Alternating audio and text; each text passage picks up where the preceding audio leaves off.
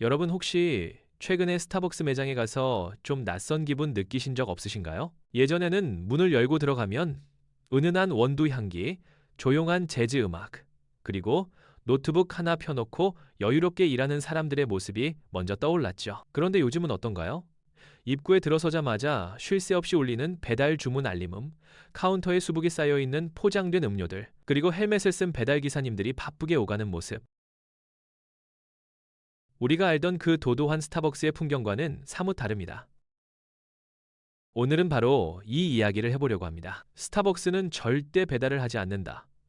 스타벅스는 커피가 아니라 공간을 판다라고 외치던 그들이 도대체 왜 배달앱에 들어오게 됐는지, 그리고 이 변화가 대한민국 커피 시장, 더 나아가 여러분의 지갑 사정과 어떤 관련이 있는지 아주 깊숙이 파헤쳐 보겠습니다. 단순히 장사가 잘 돼서 확장하는 게 아닙니다.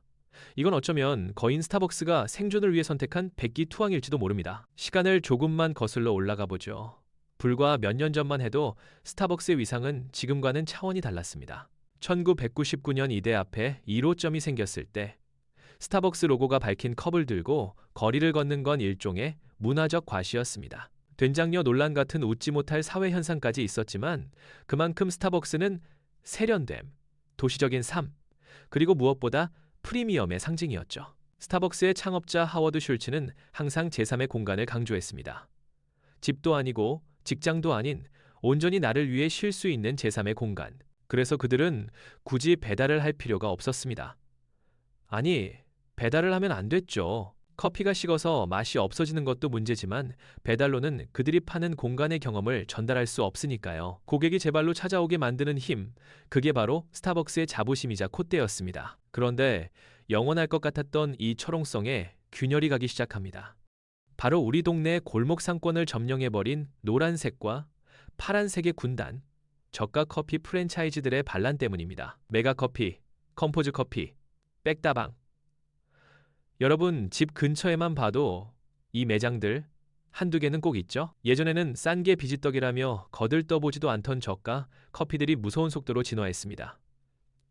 일단 양이 많습니다. 그리고 솔직히 말해서 이제 맛도 꽤 괜찮습니다. 매일 마시는 직장인들에게 4, 500원짜리 스타벅스 아메리카노와 1, 500원, 2, 0원짜리 대용량 커피의 차이가 과연 3배의 가격 차이를 납득시킬 만큼 클까요? 특히 최근 몇 년간 살인적인 물가 상승, 이른바 런치플레이션이 덮치면서 상황은 급변했습니다. 점심값 10,000원이 우스운 시대에 커피값까지 비싸게 낼 여유가 사라진 거죠. 소비자들은 점점 합리적인 선택을 하기 시작했고 저가 커피 브랜드들은 그 틈을 타서 폭발적으로 성장했습니다. 메가커피 매장 수가 3, 0개를 돌파했다는 뉴스 보셨을 겁니다. 스타벅스가 20년 넘게 공들여 쌓은 매장 수를 이들은 불과 몇 년 만에 따라잡았습니다. 이게 스타벅스 입장에서 왜 무서운 일일까요?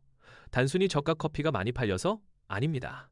진짜 공포는 소비자의 습관이 바뀌고 있다는 점입니다. 커피는 철저한 습관제입니다.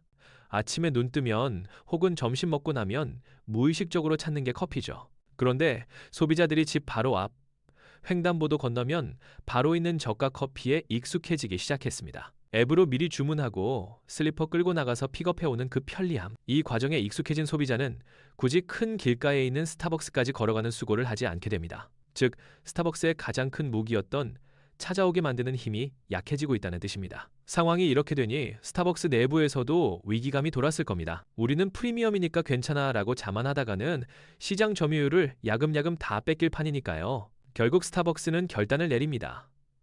그들이 그토록 지키고 싶어 했던 공간의 가치를 잠시 내려놓고 전쟁터로 직접 뛰어들기로 말이죠. 그 첫 번째 신호탄이 바로 공격적인 동네 상권 진입과 배달 서비스 개시입니다. 원래 스타벅스는 유동인구가 엄청난 대로변, 오피스 밀집 지역에만 들어갔습니다. 하지만 이제는 주택가 깊숙이, 아파트 단지 상가, 심지어 동네 학원가까지 파고들고 있습니다. 왜냐고요? 저가 커피들이 장악한 그 슬세권 수요를 뺏어오지 않으면 안 되기 때문입니다. 그리고 더 충격적인 건 배달입니다.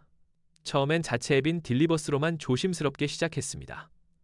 자존심을 지키고 싶었던 거죠. 하지만 자체 앱만으로는 접근성에 한계가 있었습니다.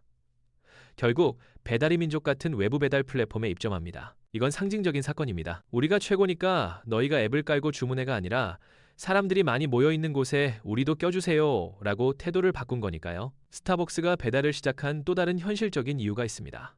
바로 매출의 상한선을 뚫기 위해서입니다. 스타벅스 매장은 항상 붐빕니다. 자리가 없어서 돌아나가는 손님도 많죠. 오프라인 장사는 이게 한계입니다. 테이블이 50개면 한 번에 받을 수 있는 손님은 딱 그만큼입니다. 회전율을 높이는데도 한계가 있죠. 그런데 임대료는 오르고 인건비도 오릅니다. 수익을 더 내려면 어떻게 해야 할까요? 매장 밖에 손님을 잡아야 합니다. 배달은 물리적인 공간의 제약을 없애줍니다.